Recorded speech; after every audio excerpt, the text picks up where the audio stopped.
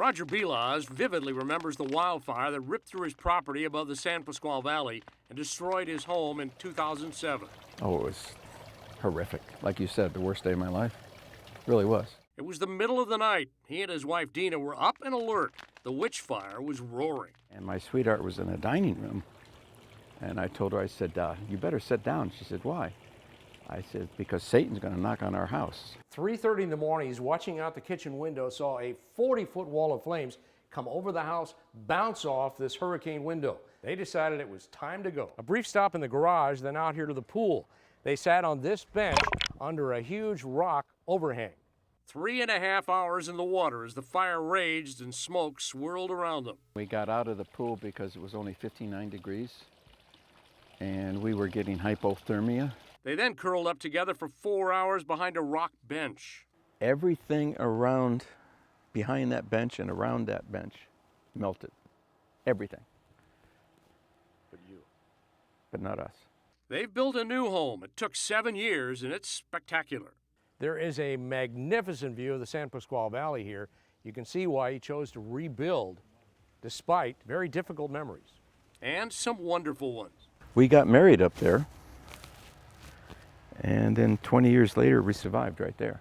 Next time a fire comes knocking, he's prepared. You want to see some of the things we've done to protect our house? Yeah.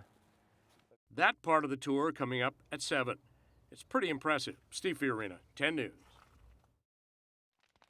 The witch fire was racing across the mountains. 2007. Roger Bilas was watching for it from his house overlooking the San Pasqual Valley. Then a downed power line sparked what became the Guajito fire, and the two wildfires would soon merge. And at 3 o'clock in the morning, I saw the electric line go down right there. And within 12 minutes, our house was surrounded. He warned his wife, Dina. All this black smoke was coming. He watched as a wall of flames came rushing up out of the valley. The flames ran into resistance, though. This is hurricane-proof glass. He and Dina jumped into the swimming pool, huddling on a submerged bench in 59-degree water for over 3 hours. He says they survived because of a guardian angel. It was my mother. They were together just before she died a year earlier. We're ready to go, and she says, oh, by the way, when I die, I'll be your guardian angel. Sifting through the rubble after the fire, they found a sign. We found that piece of paper from a pamphlet my mother had given me. Promise kept. The new home has massive defensible space. And we have 11,800 square feet of pavers. And then we put cactus, cactus, cactus.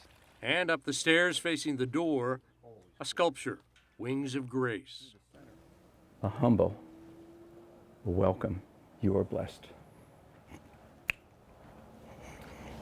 Angels are watching over this household. My daughters gave that to us. Steve Fiorina, 10 News.